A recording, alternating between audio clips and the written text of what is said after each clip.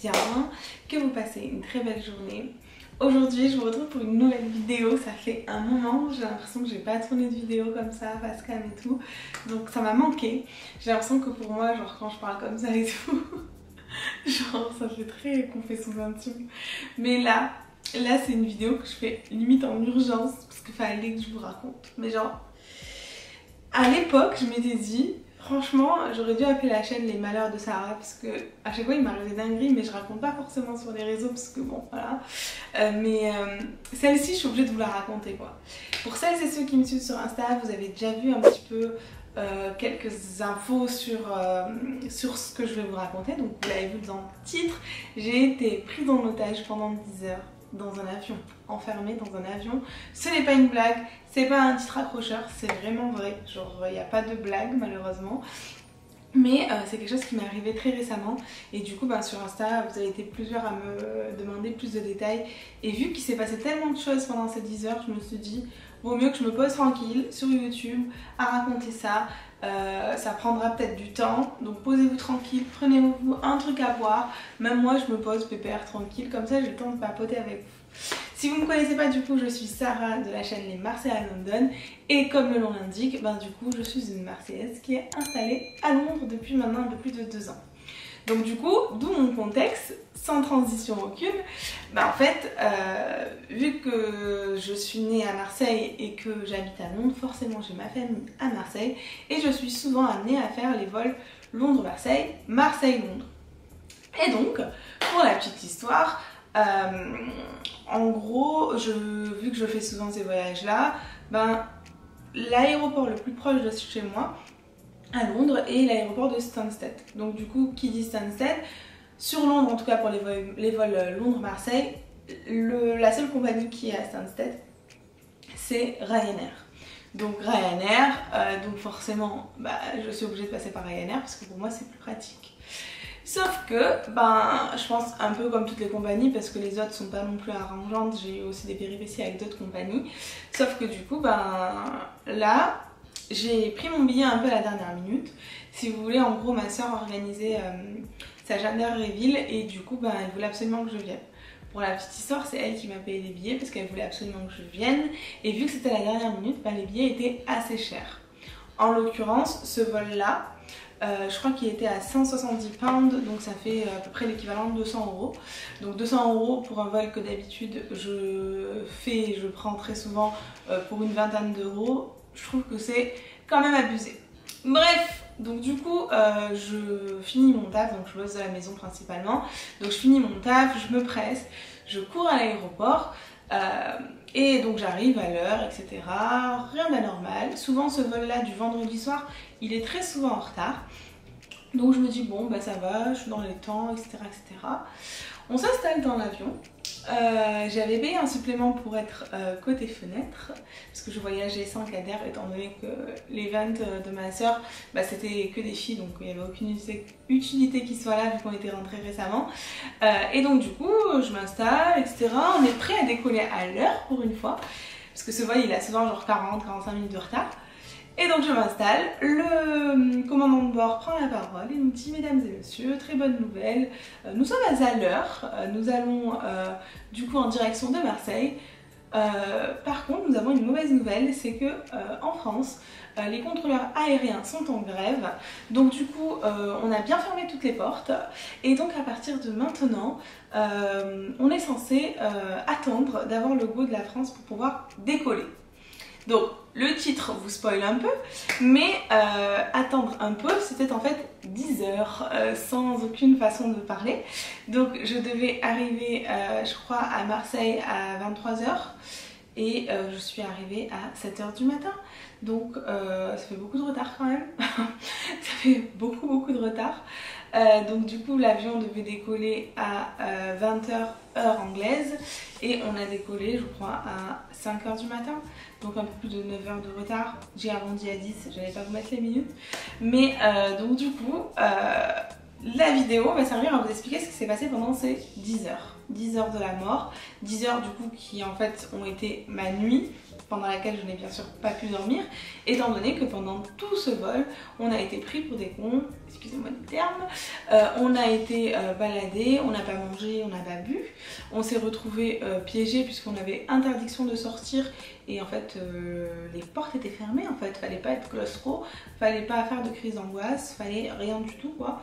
Donc à plusieurs reprises les esprits se sont échauffés, mais bon, je vais vous faire dans la chronologie.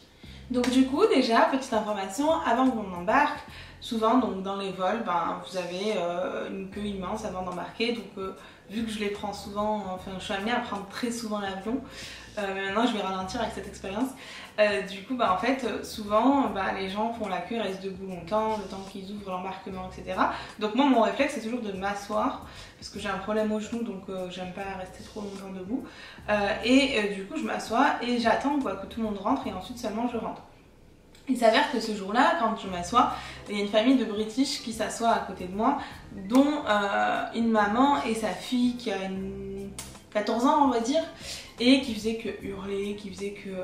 vous savez, la vraie gosse un peu trop pourri gâtée, qui prend de haut sa mère, qui parle fort, qui est un peu snobard, enfin je sais pas si on dit comme ça, mais bon, vous avez compris. Et du coup, le destin a fait qu'elle était à côté de moi, sinon c'est pas drôle, qu'elle était censée être assise à côté de moi. Donc du coup, avant le décollage, je me dis putain, je vais la taper et tout.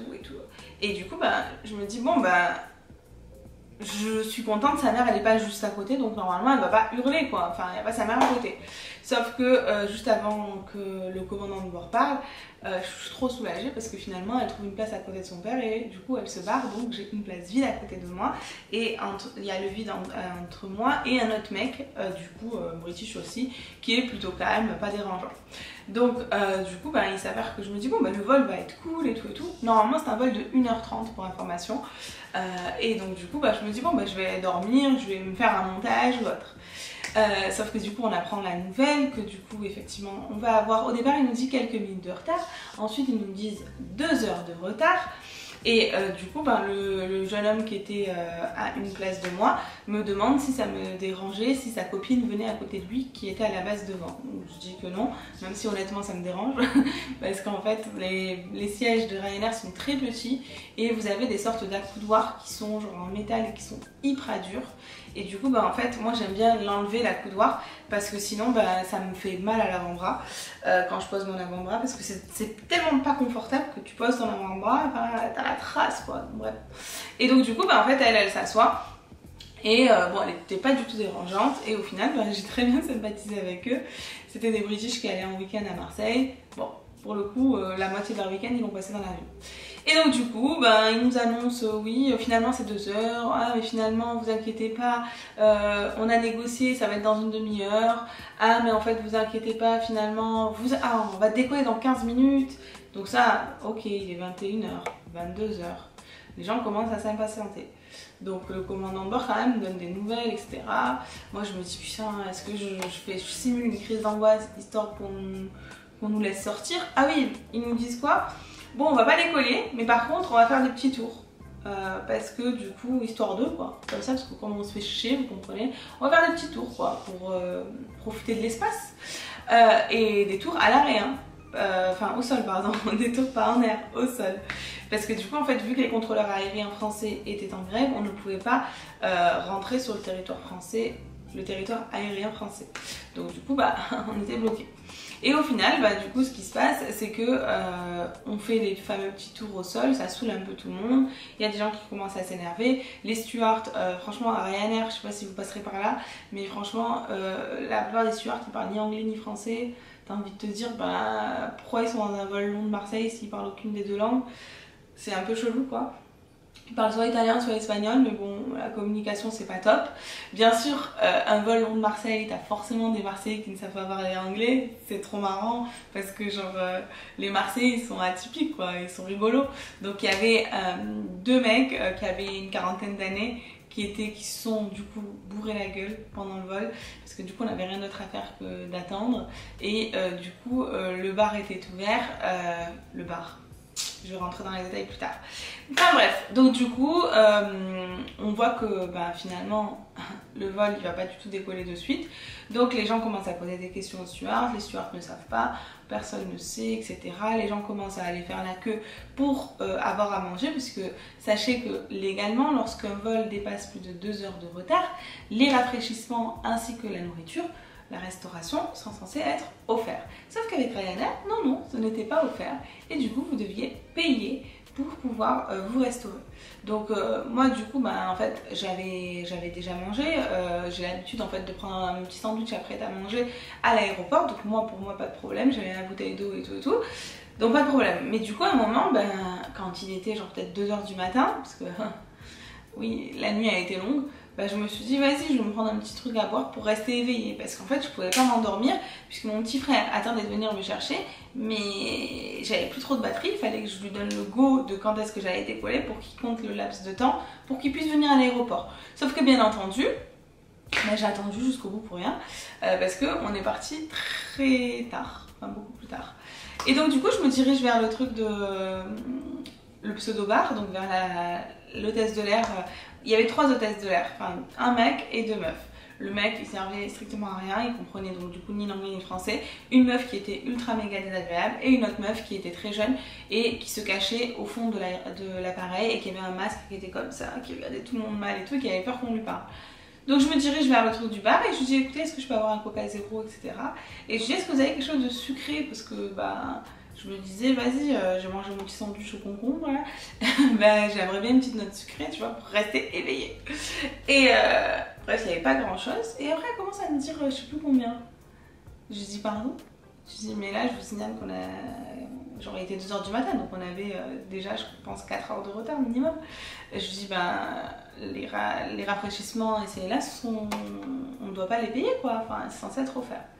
Elle me dit ah mais je sais pas, mais elle était en panique. Et je me suis dit bon, des fois je peux être méchante, je me suis dit je vais pas la démarrer alors que la pauvre ça se voit elle est apeurée quoi. Donc je dis bon c'est bon, c'est pas grave et tout, mais je me suis dit putain, j'ai vu justement le couple de jeunes qui était à côté de moi et en fait eux ça se voit ils avaient pas mangé, et ça se voit genre ils ont fait un voyage genre un peu avec les petites économies, genre ils étaient un peu en dèche quoi. Donc je les ai vus partir vers le bar et revenir les mains vides. Donc je me suis dit putain peut-être ces gens là ils ont pas mangé, ils se retrouvent dans une situation où ils sont bloqués et la compagnie ne leur permet même pas de manger ou de boire, c'est n'importe quoi. Donc bref je leur ai proposé des conneries que j'avais dans mon sac et tout, et du coup je me redirige vers mon siège et là je sympathise avec des Marseillais, les fameux Marseillais. Il y avait 2 mecs qui avaient une quarantaine d'années et un 3e mec qui lui du coup habitait sur Londres depuis 8 ans, qui était un Français, etc. Donc eux, comme ils se sont bourrés la gueule, forcément ils avaient... J'aime bien les gens qui ont l'alcool joyeux, on appelle ça apparemment, et qui sont genre du coup très marrants, très dans la rigolade, etc. Et ils me disent, il dit à son collègue, ouais putain, j'en suis à mon je sais pas combienième de... Je sais pas qu'est-ce qu'ils avaient pris, moi j'y connais rien en alcool. Et il lui dit, tu m'invites le prochain et tout et tout. Et il dit, c'est quand même pas normal que ce soit aussi cher et tout. En plus ils nous prennent pour des cons depuis tout à l'heure, on attend. Et en plus le comble c'est qu'on est à l'arrêt et que les stewards passaient en nous disant mettez la ceinture. Et du coup eux les 2 mecs ils comprenaient pas l'anglais, donc il envoyait des va te faire enculer, d'où je mets la ceinture. Excusez-moi pour l'insultant, il disait vraiment ça. Tu vois le même pas, tu veux que je mette la ceinture et tu me prends pour un con ou quoi? Et qu'est-ce qu'il veut lui? Qu'est-ce qu'il me raconte? Il parlait comme Ben Gouz, vraiment pareil quoi. Et moi ça me faisait rire, ça me faisait mourir de rire. Et à chaque annoncement il disait oh putain, qu'est-ce qu'il a dit? J'ai rien compris, il y a quelqu'un qui peut me traduire, je comprends rien, moi, vas-y, on est bloqué, vas-y, viens, on va en boîte, Christophe, viens, on va en boîte. Alors qu'on était enfermés, tu vois. Et du coup, moi, forcément, ils m'ont fait rire et tout, et j'ai dit, vas-y, je vais leur traduire, tu vois, donc je leur traduis. Et après, ils me disent, franchement, bon, bref, c'est n'importe quoi et tout, je vais arrêter de faire l'accent, c'est n'importe quoi et tout, et ils tapent la discute. Et du coup, ils me disent ouais, on a payé ultra cher et tout le truc de service et tout. Et du coup, je leur dis moi j'ai trouvé sur internet, on discutait et tout. Ils me disent ouais, normalement ils ont pas le droit et tout. Et j'avais trouvé du coup sur internet le truc qui disait que les rafraîchissements sont censés être offerts. On n'est pas censé les payer. Et du coup, en fait, ce qui se passe, c'est que ils me disent putain, donne-moi le truc et tout. On va aller les voir et on va leur dire. Et moi je rigole et tout, je dis bah, vas-y je vais venir avec vous et tout parce qu'ils savaient pas parler l'anglais. Et on se lève et tout, on va aller voir. Et eux ils me disent ah franchement si c'est gratuit on t'offre ce que tu veux. J'étais morte de rire, trop marrant. Et du coup ce qui se passe c'est que du coup il y a la queue pour le bar et nous on attend en fait sur l'allée centrale. On fait une sorte de queue pour pouvoir ensuite discuter avec la meuf qui s'occupe du bar. Et entre temps il y a quelqu'un qui veut passer donc on se décale légèrement. Et là il n'y a pas un mec. En fait c'est pas à un moment présent je ne savais pas que c'était un mec. Il est pas, c'est vrai, il me touche le bas du dos, mais il me fait mal, il me pousse comme ça. Et il fait ah, attention, attention, attention. Et je pense qu'il a dû se dire que, genre, vu que je parlais anglais avec le couple à ce moment-là, ben, il a dû se dire c'est une anglaise, je vais. Il m'a pas insulté, mais genre, il a dit des trucs, genre, qui seraient pas permis s'il pensait que je savais parler français.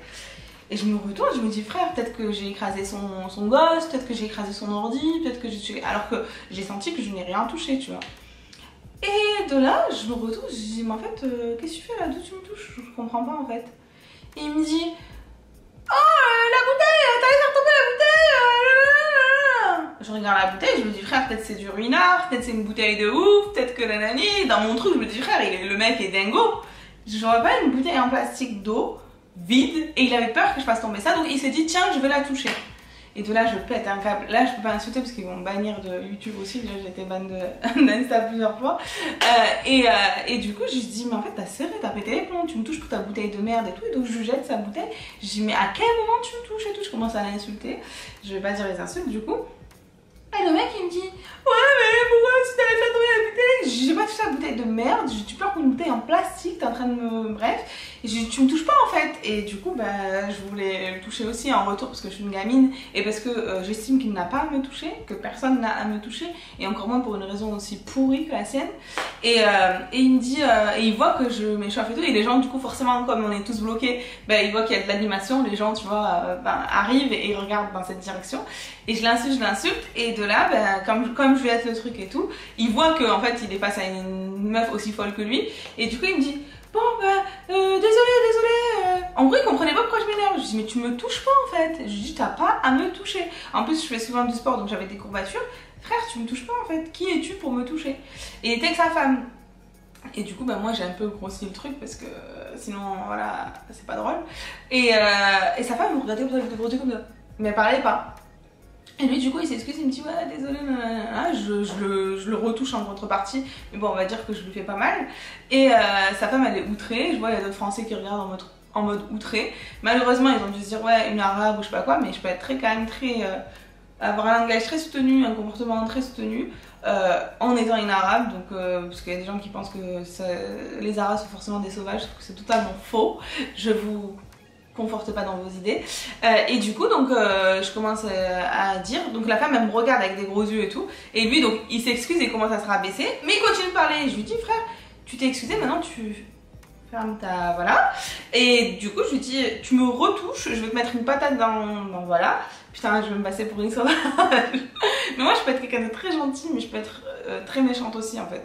T'as pas à me toucher, tu vois. Et je lui dis, frère, j'ai pas peur de toi, hein. Genre, t'as l'impression que je suis une meuf, je suis pas une meuf. Dans ma tête, je suis pas du tout une meuf. Genre, on est 18 dans ma tête. Et de là, il se tait. Parce qu'il continue de parler. Après, je lui parle mal pour lui dire de fermer son clapet. Et du coup, il se tait. Et je pense que le fait d'avoir été un peu virulente avec lui. J'aime pas dire violente parce que bon, en soi, je pense pas lui avoir fait mal. Je me retenais quand même. Bah, du coup, sa femme me fait les gros yeux et tout, elle est choquée. Et je lui dis, pourquoi tu me regardes, toi? Je dis, au lieu de me regarder à moi, regarde ton mec là qui me touchait mon cul. Je lui dis ça comme ça. En soi, il m'a pas touché mon cul de vous à moi, mais genre, il m'a touché le dos, quoi, le milieu du dos. Et arrête comme ça. Et elle parlait pas. Je dis, me regarde pas, baisse tes yeux, ne me regarde pas. Et je lui dis, et toi, continue de fermer ta bouche. Et bref, j'avais jeté ces trucs. Oh, le mec, il m'a touché parce que. Mais je vous jure, il m'a touché fort, hein. C'est pas genre il m'a touché doucement ou quoi, ou qu'est-ce. Et parce que sa bouteille d'eau vide, en plastique, pour lui, elle allait tomber. Genre, à un moment donné, on est chez les fous. Et bref, et de là, je vois les gens, ils me regardent un peu bizarre. Et il y a l'hôtesse de l'air qui arrive, parce qu'elle m'a entendu, je pense que je criais, et que j'ai insulté, du coup. Et du coup, elle, c'était une italienne, mais qui parlait anglais, pour le coup. Et elle me dit, oui, qu'est-ce qui se passe et tout, dites-moi et tout. Mais genre, on dirait, elle a pensé que genre, que j'étais genre en mode pas bien, quoi. Genre que que il m'est arrivé un truc genre en gros elle a voulu me protéger quoi. Et je lui ai dit, elle m'a dit expliquez-moi, et je lui ai dit non c'est bon j'ai réglé le truc et tout. Et elle me dit expliquez-moi qu'est-ce qui s'est passé et tout, on est là pour vous aider et tout. Je dis franchement, moi je fais partie des gens, si je commence à expliquer le truc qui me dérange, je vais péter un câble. Déjà que j'avais les nerfs tendus parce que je dormais pas beaucoup, je me tape un vol où genre je suis bloquée, je cache pas quelle heure, je dors pas. Et en plus je vais t'expliquer, je vais péter un câble et ça va me mettre le démon et je vais tout retourner. Et je lui ai dit vaut mieux pas que j'explique parce que sinon je vais tout lui retourner dans la figure encore une fois. Et elle m'a dit ok pas de soucis, elle m'a dit en tout cas on est là et tout, donc franchement elle a été adorable pour le coup. Et de là le mec, crois-moi il m'a plus parlé du trajet, hein, encore heureux. Sorry du coup ma caméra s'était éteinte. Donc du coup j'en étais, donc ouais, donc cette altercation avec le mec, au final j'ai vu qu'il y a eu une partie des gens, moi j'étais à l'arrière, j'aime bien être à l'arrière parce que, petite astuce, à l'arrière du coup mais pas la dernière ligne parce que sinon il y a les toilettes et tout c'est relou, mais à l'arrière en fait du coup tu sors parmi les premiers et du coup t'arrives plus rapidement, parce qu'en Angleterre en tout cas quand t'arrives pour la douane et même en France, surtout en Angleterre il y a beaucoup de monde donc c'est plus pratique. Enfin bref, une partie de l'arrière, enfin me regarder en mode ouais, putain, elle c'est la meuf qui a crié quoi. Tu sais, si ils ont pas vu la scène que le mec m'a touché, ils comprennent pas, tu vois, ils vont dire elle l'a insulté pour rien. Sauf que non, le mec m'a touché, enfin il a pas à me toucher, et je suis pas une victime, moi tu me touches pas et je ferme ma gueule, pas du tout quoi, mais alors pas du tout. Et en plus mec, pas mec, j'en ai strictement rien à cirer. La majeure partie de ma vie j'étais un garçon mingué, donc me battre avec des mecs, c'est pas du tout le truc qui me fait peur. J'ai plus peur des chiens et des prises de sang, le reste, rien à cirer. Enfin bref, et donc du coup, suite à ça, quand même il y a donc la partie qui a dû dire elle est folle, et puis les autres avec qui j'avais sympathisé, quand je leur ai raconté, ils étaient choqués, et genre ils regardaient mal et tout et tout. Et justement, le couple qui était à côté de moi, la meuf elle était choquée, elle m'a dit mais pourquoi il touche, enfin il s'est pris pour qui lui et tout. Et son mec il était trop chou parce que genre lui aussi tu vois il se disait mais pourquoi et tout, genre il comprenait pas, il se disait mais les Français sont fous et tout, et il me disait ouais on m'a dit que les Français étaient un peu particuliers et tout et tout. Je dis oui t'as encore rien vu. Et tu dis souvent ceux qui sont un peu plus âgés c'est ceux qui se permettent le plus quoi. Lui il avait la quarantaine, mais bon vu que je m'estime comme presque une trentenaire, voilà pour moi c'était pas un daron quoi. Enfin bref, dans tous les cas, peu importe l'âge, le sexe, la nationalité, tu n'as pas à me toucher, et encore moins à toucher une meuf, frère, tu me touches pas. Enfin bref, et donc du coup, suite à ça, donc les deux mecs là, je me rappelle plus du mec du deuxième, je crois que c'est Christophe et Damien, mais je suis pas sûre. Les deux mecs qui étaient bourrés et qui voulaient aller se plaindre, du coup au final ils ont, vu qu'il y avait ce passage là, eux genre ils voulaient démarrer le mec et tout, c'est trop marrant. Du coup eux ils s'en foutaient. Ils ont oublié le fait qu'ils avaient payé et on rigolait beaucoup, et en fait on s'est tapé plein de barres, on faisait genre du coup il y a des moments où les stewards, on sait qu'on bouge pas pendant X heures, c'est sûr que les gens dans un siège aussi petit vont vouloir marcher, vont vouloir se balader, vont vouloir se dégourdir les jambes, sachant que les vols Ryanair, moi je fais 1m65 et mes jambes touchent presque, alors j'ai pas les jambes longues, touchent presque le siège devant moi. Donc imaginez-vous, par exemple, Kader quand il prend le vol avec moi, heureusement, Dieu merci, il n'était pas avec moi. Parce que déjà, je pense qu'il aurait vraiment frappé sévère le mec qui m'a touché. Et surtout, ses jambes, ne serait-ce qu'en 1h30 de vol, il y a la trace, tellement il est serré au niveau de la longueur des jambes. Ses genoux, ils sont tout genre marqués à cause du vol. Je sais pas si vous vous rendez compte. Donc du coup, toutes les autres personnes qui étaient plus grandes que moi, ou qui avaient les jambes plus longues que moi, forcément... se taper 10 heures comme ça avec les genoux qui touchent le truc, franchement, enfin c'est pas viable. Et il y a des fois les stewards qui nous disaient asseyez-vous, on va devoir vous faire asseoir. Et ils nous disent quoi? Bon, ça c'était vers 2h du matin. Bon, du coup on n'a pas trop d'infos, on sait pas. Donc du coup la grève est censée être finie à minuit, mais on sait pas. Pour l'instant ils nous autorisent pas à voler. Donc asseyez-vous et on va vous compter. Mais frère, les portes elles sont fermées, comme ça tu vas nous compter. Enfin, à un moment donné, soit un peu logique, on s'est pas échappé par le hublot, personne passe par un hublot. Donc du coup, tu veux nous compter, ok c'est mignon, mais en fait, les stewards nous comptaient en comment on appelle ça? En italien ou en espagnol. Et en fait, on dirait qu'ils savaient pas compter. Genre ils comptaient pas plus loin que 8. Et du coup, bah, je vois, ils recommençaient. Et les deux mecs, Damien et Christophe, ils s'appellent même pas comme ça. Et Christophe, je suis sûre, mais là, je sais pas. Il faisait exprès de dire des autres chiffres pendant qu'il disait, pour vous dire leur état où ils étaient. Et il disait des autres chiffres, et du coup, tout le monde rigolait. Et après, les autres gens aussi disaient des autres chiffres. Donc les stewards, ils en pouvaient plus. Après, les pauvres, moi, je compatis, parce que ça doit être difficile pour eux aussi. Mais bon, pour compatir aussi pour les passagers, on leur dit de rester assis, de pas ouvrir le truc pour utiliser son ordi alors qu'on est à l'arrêt et que ça fait 5 heures qu'on attend. À un moment donné, il faut pas prendre les gens pour des cons, quoi. Enfin, faut compatir aussi avec les passagers. Sachant qu'on a payé nos vols, on les a pas volés, donc à un moment donné, voilà. Et donc, du coup, en fille, on dit hôtesse de l'air, on dit pas steward, je sais pas. L'hôtesse de l'air, du coup, italienne qui parle anglais, qui a été très sympathique avec moi et tout, à un moment donné, elle s'énerve contre des mecs. Et du coup, elle nous raconte une nouvelle fois. Et en fait, elle part, elle avance. Et en fait, pendant ce temps-là, ben, il y a le mec là, qui habite sur Londres depuis 8 ans, le français, qui appuie sur le bouton pour appeler l'hôtesse de l'air. Et là, c'est pas les deux mecs là, les deux Marseillais, ils disent oh putain Christophe, oh le bouton il s'est rappelé la dame, oh mais j'ai jamais vu ça, je savais pas, putain Ryanair ça a changé et tout. Et c'est ça, il y en a un des deux, il se lève, il appuie sur tous les boutons. Genre, il appuie sur tous les boutons, il appuie sur une dizaine de boutons autour de lui. Et la meuf elle arrive et elle va voir du coup une personne d'une rangée où il avait appuyé et elle lui dit oui vous nous avez appelé. Et elle dit ah non, non et tout. Et ensuite elle va dans la range d'après et elle se rend compte que du coup en fait quelqu'un va appuyer partout. Et c'est pas, elle voit le mec du couple qui est à côté de moi, elle le démarre et le pauvre il dormait. Et du coup elle le réveille, et il a les yeux rouges et elle lui dit do you want to go to Marseille? Elle lui hurle dessus. Et lui il comprend pas ce qui se passe, genre il a les yeux rouges, il vient de se réveiller, il se fait agresser et il dit what the fuck où je suis quoi. Et moi je vois même pas, il répond tellement il est choqué. Et je dis non, il dormait. Je dis il dormait, il a appuyé nulle part. Il a pas du tout appuyé. Et du coup là il comprend que ben, le pauvre était victime. Et il lui dit non, j'ai pas du tout appuyé et tout, c'est pas moi, je sais pas qui a appuyé. Moi je dormais quoi, enfin les cons, il avait les yeux fermés. Et du coup elle dit, elle l'engueule encore, moi elle m'a pas engueulée. Et elle l'engueule encore et elle lui dit alors c'est qui? C'est un fantôme qui a appuyé et tout, bon en anglais. C'est un fantôme qui a appuyé et tout et tout. Il lui dit bah j'en sais rien, c'est pas moi quoi, enfin bref. Et après le pauvre il s'est rendormi, il a mis son masque là. Et en fait l'autre qui avait appuyé, pendant ce temps-là il s'est barré aux toilettes. Et du coup quand il est revenu on lui a dit ouais il s'est passé ça et il était mort de rire et tout. Il a dit ouais, et il commence à me dire appuie toi aussi et tout. Je dis ah, moi j'appuie pas, j'ai pas de problème, déjà je me suis fait remarquer. Ensuite, pendant la nuit, il y a d'autres gens qui se sont embrouillés. Il y a un mec, je sais pas qu'est-ce qui s'est passé, j'ai vu que la fin de l'histoire, donc je vais pas juger. Mais un mec qui s'est embrouillé avec une meuf, et il y a le mec de la meuf qui est venu pour tarter l'autre. Et c'était un sketch, quand je vous dis c'était un sketch. Et mon tireur, il m'a dit quoi? Il m'a dit pendant qu'on était dans l'avion et tout, apparemment il y a des gens qui tweetaient. Et des gens qui étaient dans l'avion. Et du coup, ça envoyait des ouais. Mon frère, il m'a dit, il y a une meuf, elle a écrit les esprits s'échauffent, ça commence à être vraiment compliqué et tout. Il m'a dit, c'était toi quand tu t'es embrouillé avec le mec, tu t'es battu avec lui. Et je me suis dit, bah, je vais finir en tété, il y aura une photo de moi en train de tarter le mec. Et je me suis dit, putain, mais franchement, quelle histoire. Et du coup, bah, en fait, voilà, tout le monde s'embrouillait, tout le monde était énervé. Donc, à un moment, donc, ils nous disent, on va vous compter.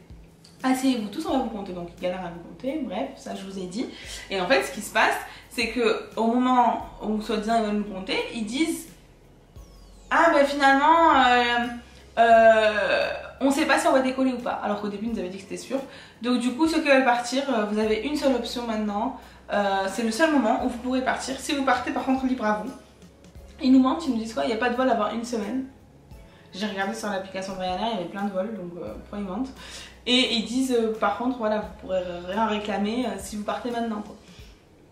Donc les gens forcément à bout, je crois il était 3 h du matin, ils se lèvent, ils veulent se barrer, les portes sont fermées, frère, où tu vas te barrer?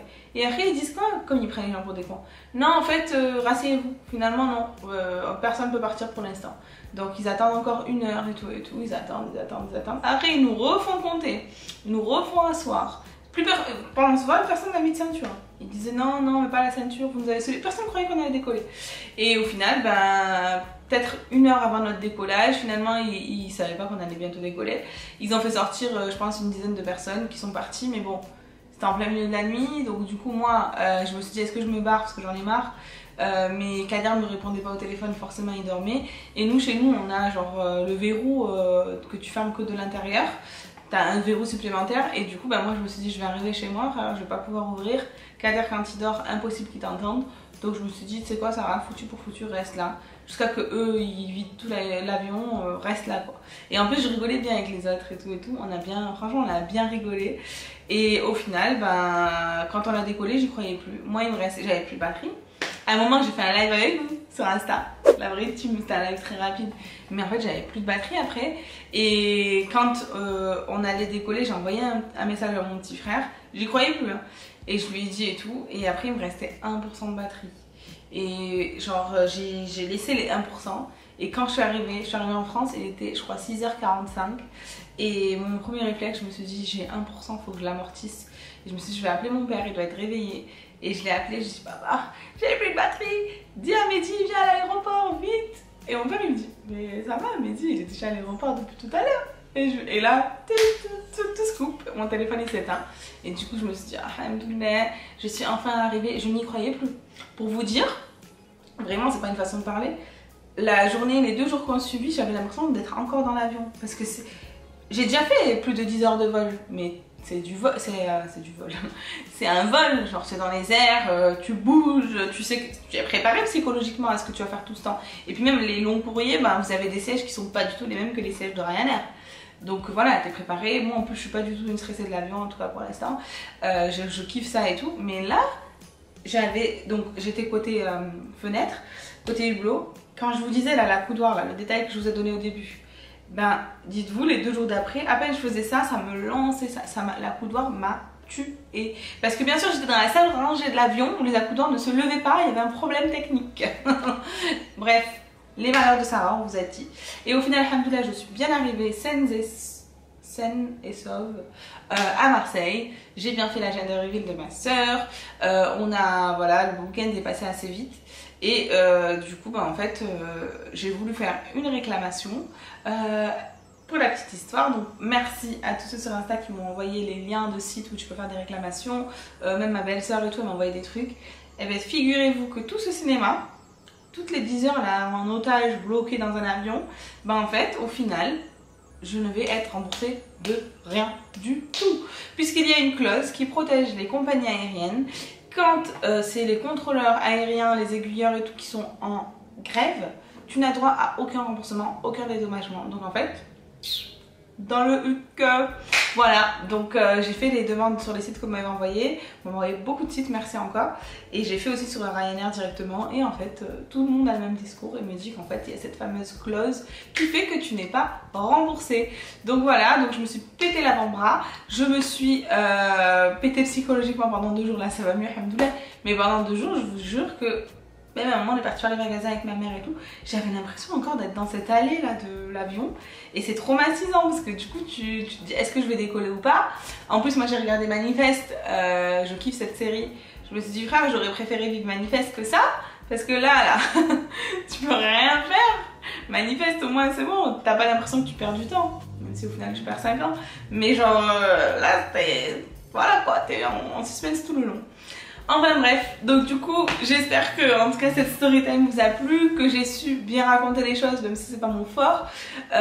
Dites-moi ce que vous en pensez en commentaire, dites-moi ce que vous auriez fait à ma place. N'hésitez pas à vous abonner à la chaîne pour voir d'autres vidéos. Il m'arrive tout le temps des dingueries donc il y en aura des story time. Il y en a qui pour l'instant sont privées, mais le jour où elles seront publiques, vous allez vous régaler.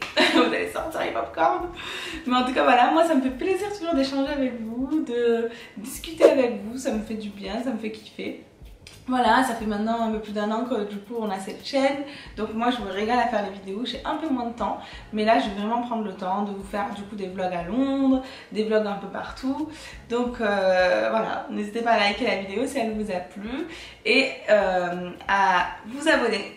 Bon, je vous fais des bisous et je vous dis à très vite pour d'autres vidéos, ciao.